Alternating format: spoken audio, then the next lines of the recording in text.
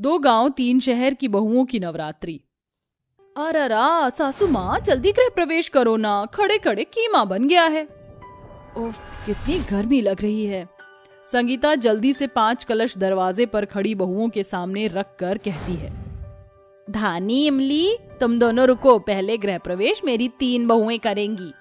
Ruby, तारा और टेनी के गृह प्रवेश करने के बाद दोनों बहुएं गृह प्रवेश करती हैं। तभी इमली जोर से कलश को लात मार देती है, जिससे कलश घर के अंदर दूर जाके गिरता है।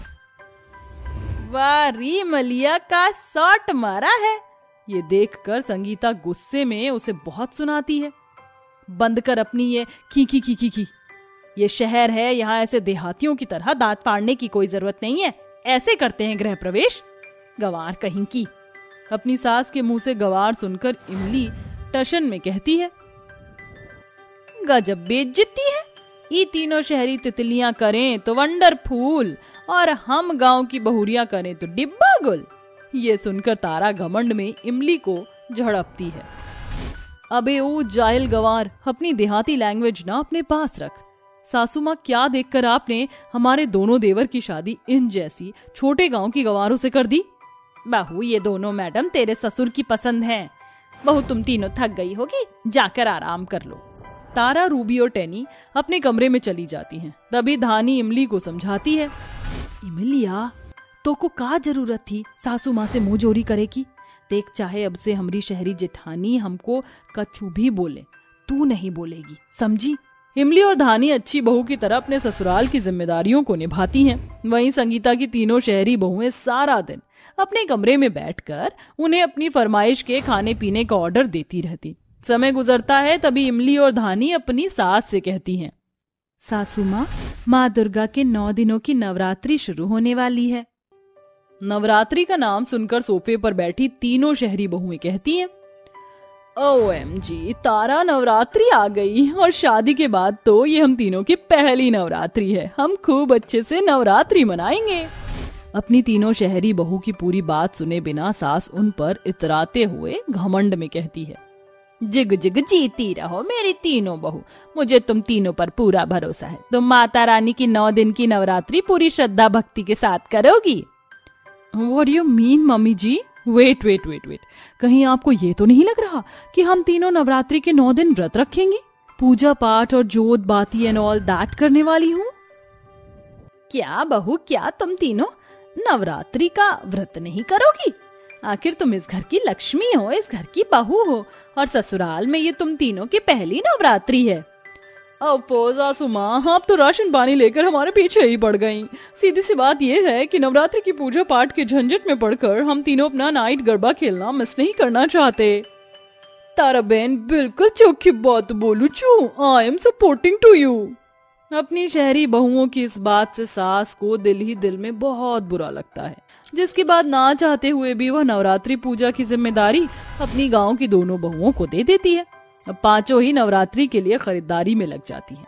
जहां धानी और इमली बड़ी ही खुशी से माँ दुर्गे की कलश स्थापना के लिए खरीदारी करती हैं, वहीं तीनों शहरी बहुएं अपने खुद के लिए खरीदारी करती हैं। रूबी बेन, तारा बेन, बताओ ना, ये लहंगा गरबे के लिए केम छो?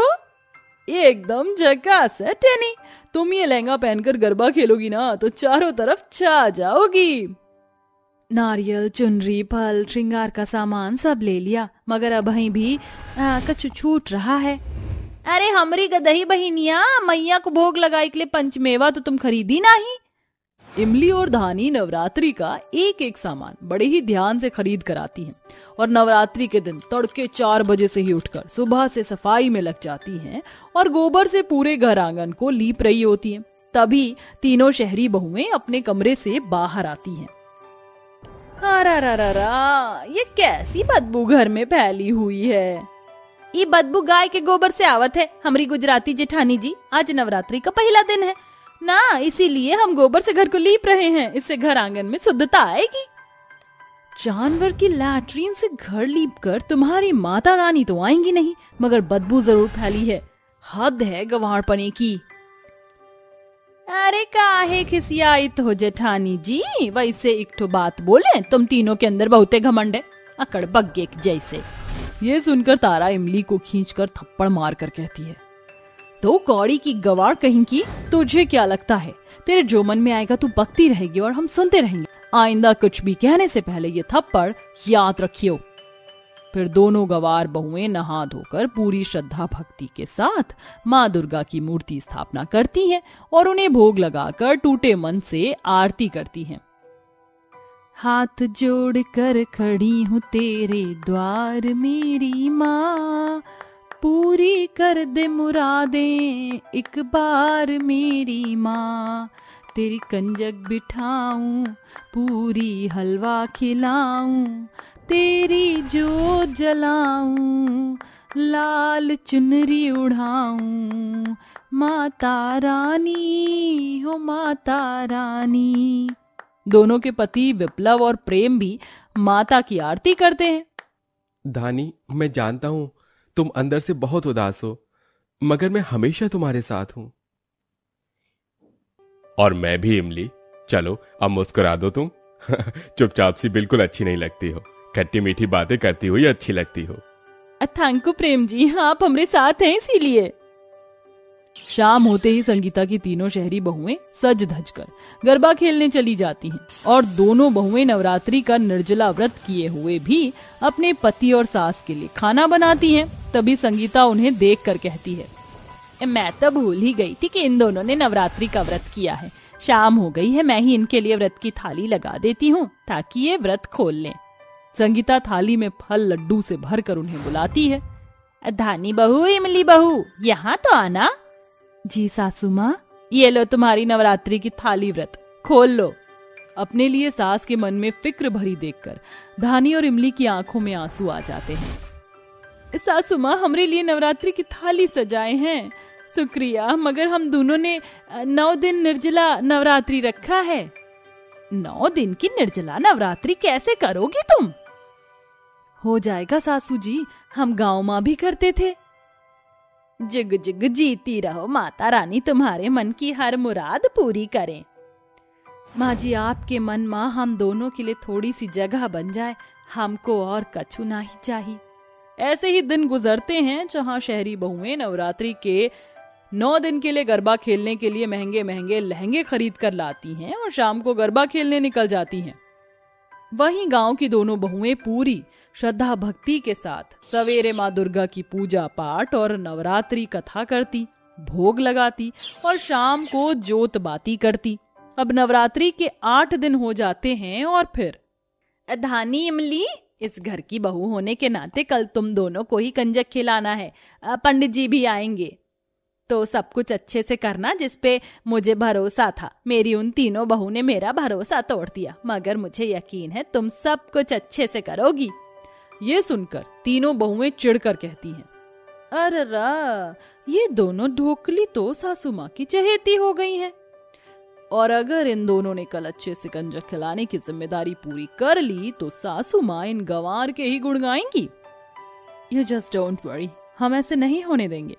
नवरात्रि के दिन दोनों गांव की बहुएं पूरी, हलवा, चने का प्रसाद बनाती हैं। तभी मौका देखकर शहरी बहुएं हलवे में नमक और चने में भरनी भरकर मिर्च डाल देती हैं।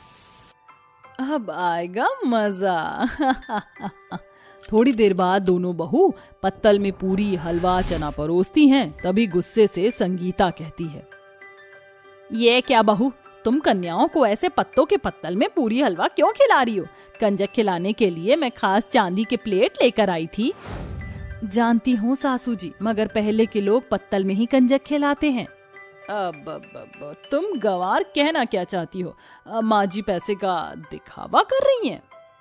संगीता जी, आपकी दोनों बहुएं ठीक कह रही हैं।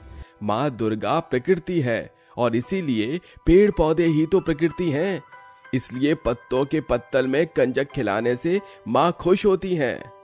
ये सुनकर संगीता का गुस्सा खत्म हो जाता है और सभी कन्याओं को स्वाद ले लेकर पूरी हलवा खाते देखकर संगीता की तीनों शहरी बहू एक दूसरे का मुंह देखने लगती हैं। तभी इमली कहती है, क्या हुआ जेठानी जी, आप तीनों के चेहरे फीके काहे हो गए? हम बतावत है, हमने आपको हमरे बने प्रसाद में नमक मिर्च मिलाते देख लिया था, इसलिए हमने फिर से प्रसाद बना लिया। ये सुनकर संगीता अपनी तीनों शहरी बहू को बहुत सुनाती है। शर्म नहीं आई तुम तीनों को नवरात्रि का प्रसाद बिगाड़ते हुए? हमें माफ कर दीजिए मम्मी जी, गलती हो गई। तीनों बहुएं अपनी गलती के लिए माफी मांग लेती हैं और संगीता अपनी दोनों गांव की बहू को नवरात्रि के व्रत के लिए अपनी खुशी से सुंदर सा हार नेग में देती है। रुबीना, तुम हिम्मत मत हारो, तुम्हें कुछ नहीं होगा। मैं जानती हूँ, अब मेरा समय आ चुका है। आप मुझसे वादा कीजिए, मेरे जाने के बाद आप अर्जुन और हमारी बेटी का ख्याल रखोगे। मैं तुमसे वादा करता हूँ, मैं इन दोनों का ख्याल रखूंगा। इतना बोलते ही वेंटिलेटर पर लेटी रुबीना इस दुनिया को हमेशा हमेशा के लिए अलविदा बोल देती है। रुबीना ने कुछ घंटे पहले ही अपनी बेटी को जन्म दिया था। इस डिलीवरी में रुबीना का काफी ब्लड लॉस हो जाता है, जिसके चलते ही रवीना की मौत हो जाती है। मोहन अपनी बेटी का नाम अर्पिता रखता है। अब मोहन पर अपने कुछ महीने की बेटी और 10 साल के बेटे अर्जुन की जिम्मेदारी थी, इसीलिए मोहन दूसरी शादी करने का फैसला करता है और कावेरी नाम की एक औरत से शादी कर लेता है। शादी के बाद कुछ महीनों में कावेरी एक सुंदर सी बेटी को जन्म देती है। अपनी बेटी को जन्म देने के बाद अब कावेरी अपनी असली रंग दिखाने लगती है। अर्जुन और अर्पिता के साथ बुरा बर्ताव करती है। अर्जुन अपने पिता को इस बारे में कुछ बताता कि तभी एक बीमारी के चलते मोहन की मौत हो जाती है। समय बीतता है और अर्जुन, अर्पिता और कावेरी की बेटी संजना तीनों बड़े हो जाते हैं। अर्पिता देख, मैं तेरे लिए क्या लेकर आया हूँ, तेरी मनपसंद रंग की चूड़ियाँ। भैया, आप ये चूड़ियाँ क्यों ले आए? आप जानते हैं ना, जब भी आपकी सैलरी आती है तो सारे पैसे माँ ले लेती हैं। अगर इस बार उन्हें सैलरी में पैसे कम मिले तो वो आपको बहुत डांटेंगी। ऐसा नहीं होगा, इस बार मैंने ओवर टाइम किया था और ओवर टाइम के पैसे से ही मैं तुम्हारे लिए ये चूड़ियाँ लेकर आया हूँ। जल्दी से पहन के बताओ ये चूड़ियाँ कैसी हैं? अर्जुन इतना बोल ही रहा होता है कि तभी वहाँ कावेरी अपनी सौतेली बेटी संजना के साथ आ जाती है। देखो माँ, कैसी चोरी चोरी अपनी बहन को चूड़ियाँ दी जा रही हैं और हमें इस बारे में कुछ पता भी नहीं है। तेरी इतनी हिम्मत, अब तू मुझसे छुपा कि ये सब काम करने लगा। अपनी इस काली और बदसूरत बहन को चूड़ियाँ लाकर दे रहा है। मेरी बहन बदसूरत नहीं है, समझिए आप। जैसे संजना इस घर की बेटी है, वैसे ही अर्पिता भी इस घर की बेटी है और दोनों का इस घर पर बराबर का हक है। आप क्यों हमेशा मेरी बहन को काली और बदसूरत कहती रहती हो? अब काली और बदसूरत को ये नहीं बोलेंगे तो क्या मिस वर्ड बोलेंगे? इसी शक्ल तो कुत्तों से भी कई गुजरी है। इसकी औकात तो हमारे डॉग टॉमी जितनी भी नहीं है, ये तो उससे भी कई गुजरी है। भूलो मत, ये मेरा घर है, ना कि तुम दोनों का। इस घर में तुम दोनों को रहने दे रही हूँ, इतना ही काफी है।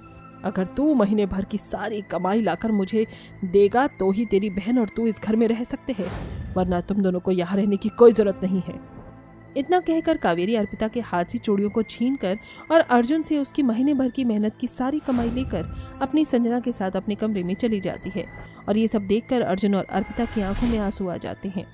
ऐसे ही समय गुजरता रहता है और एक दिन, अरे बहन जी, जैसे आपने कहा था कि संजना बिटिया के लिए एक अमीर घर का रिश्ता देखना है और अर्पिता के लिए एक गरीब घर का, मैं ऐसे ही रिश्ते ढूंढ कर लेकर आया हूँ। अब तो बस आप जल्दी से शादी की तैयारियां शुरू कर दीजिए। मैं इस अर्पिता की बच्ची को कभी भी खुश नहीं रहने दूंगी। शादी के बाद भी ये गरीबी में और परेशानी में जिएगी और वहीं मेरी बेटी सारे ऐशो आराम से रहेगी। इतना कहकर कावेरी अर्पिता और संजना का रिश्ता तय कर देती है, जिसके बाद कुछ महीनों में दोनों बहनों की शादी हो जाती है। जहां अर्पिता की शादी एक गरीब परिवार में होती है, वहीं संजना की शादी एक बहुत बड़े परिवार में होती है। कावेरी हमेशा से यही चाहती थी कि उसकी बेटी को सारे ऐश मिले, वहीं उसकी सौतेली बेटी हमेशा दुखों में रहे। लेकिन कहते हैं ना कि इंसान का किया उसे इसी जन्म में मिलता है, वैसे ही कावेरी की हुई सजा उसकी बेटी संजना को मिलती है। माँ जी, आज मेरी मुंह दिखाई की रस्म है, तो आज मैं मुंह दिखाई की रस्म में ये लहंगा पहनूं या ये साड़ी? इनमें से कुछ पहनने की जरूरत नहीं है। तेरी मुंह दिखाई की रस्म नहीं होगी। मैं इन बेफालतू की रस्म में पैसे नहीं बर्बाद करने वाली हूँ, समझी? एक तो तेरी माँ ने ढंग से शादी में कुछ दिया नहीं और तू है कि घर में कदम रखते ही खर्चों की बात कर रही है। आपने जो जो कहा था वो सब मेरी माँ ने आपको दहेज में दिया है, बल्कि उससे अच्छा ही दिया है। उसके बाद भी आप मुझे दहेज को लेकर ताने मार रही हैं। आपके पास किस चीज की कमी है? महल जैसे बंगले में आप सब लोग रहते हैं, फिर भी आप इतनी कंजूसी कर रही हैं। तेरी इतनी हिम्मत कि अब तू मुझे कंजूस बोलेगी? इतना बोलकर कविता संजना को उसकी शादी के दूसरे दिन ही थप्पड़ मार देती है। ये सब देखकर संजना रोते हुए कमरे में चली जाती है। वहीं दूसरी तरफ भले ही अर्पिता का ससुराल गरीब होता है, लेकिन उसके ससुराल में सभी लोग उससे बहुत ज्यादा प्यार करते हैं। बहू, आज तेरी मुंह दिखाई की रस्म है, ये देख, मैं तेरे लिए कितनी सुंदर साड़ी लेकर आई हूँ। तो आज अपनी मुंह दिखाई की रस्म में यही साड़ी पहनना। और देख, मैंने यहाँ कितनी अच्छे से सजावट करवाई है। तेरे मायके वालों की तरह हम अमीर तो नहीं है, लेकिन जितना हमसे हो सका उतना हमने किया है। माँ जी, आपने इतना सब कुछ किया, मुझे ये देखकर बहुत अच्छा लगा। मेरे काले रंग के होने के बावजूद भी आप लोगों ने इस शादी के लिए हाँ की। बहू, इंसान की पहचान उसकी इंसानियत और स्वभाव से होती है, ना कि उसके रंग से। चलो, अपनी आंखों में ये आंसू साफ कर लो और जल्दी से साड़ी पहनकर तैयार हो जाओ। थोड़ी देर में तेरी मुंह दिखाई की रस्म शुरू हो जाएगी। जो प्यार अर्पिता को उसकी सौतेली माँ से नहीं मिला, वो प्यार उसे उसके ससुराल वालों से मिलता है। अर्पिता के ससुराल वाले उसे हमेशा अपनी बेटी की तरह ही प्यार करते हैं। अर्पिता के काले रंग को लेकर उसके ससुराल वालों को उससे कोई भी परेशानी नहीं थी। वहीं इतना सारा दहेज और इतनी सुंदरता के बाद भी संजना के ससुराल वाले उसे हमेशा ताने देते थे और सीधे मुंह उससे बात भी नहीं करते थे। अब तो बाहर से ऑर्डर करके खाना खाया जा रहा है और मुझे इस बारे में कुछ पता भी नहीं है। माँ जी, आप खाना ही इतना कम बनवाती हैं कि ढंग से एक रोटी भी नहीं मिलती है। ऊपर से आप मुझे बचा हुआ खाना देती हो। मेरी माँ ने आज तक मुझे कभी बचा हुआ खाना नहीं दिया, और यहाँ इतने अमीर ससुराल होने के बावजूद भी मुझे बचा हुआ खाना खाना पड़ता है। अगर मुझे पता होता कि मेरी सास और ससुराल वाले इतने कंजूस हैं, तो मैं कभी भी शादी के लिए हाँ नहीं करती। तेरी औकात है रात का बचा हुआ खाना खाने की, समझी? एक तो तू, तेरी माँ ने 2 टके का दहेज नहीं दिया, ऊपर से तू इतना बोलती है। रुक, तुझे अब भी बताती हूँ। इतना कहकर कविता संजना को बहुत बुरी तरह से मारना शुरू कर देती है, जिससे अब संजना परेशान होकर अपने घर आ जाती है और ये सारी बातें अपनी माँ को रोते हुए बताती है। संजना बेटा, मुझे माफ कर दे, ये सब मेरी ही गलती है। अमीरी को देखकर मैंने तेरी शादी ऐसे जल्लादों के घर में कर दी। गरीब घर में शादी होने के बाद भी आज अर्पिता इतनी खुश है, और वहीं इतने अमीर परिवार में शादी होने के बाद भी मेरी बेटी खून के आंसू रो रही है। किसी ने सही कहा था कि जैसी करनी वैसी भरनी। मेरे किए की सजा तुझे मिल रही है। जो जुल्म मैंने अर्पिता पर किए, वो सब अब तेरे साथ हो रहे हैं। आज मुझे मेरी गलती का एहसास हो गया। अब कावेरी संजना के ससुराल जाती है और उसके ससुराल वालों को समझाती है और उसकी माँ पुलिस की धमकी भी देती है, जिसकी वजह से संजना की सास ये बात सुनकर डर जाती है। अब संजना की सास कविता उसे बहू नहीं बल्कि बेटी की तरह रखते हैं और अपनी सारी कंजूसी आदतें छोड़ देती है। अब दोनों बहनें अपने अपने ससुराल में खुशी खुशी रहती हैं।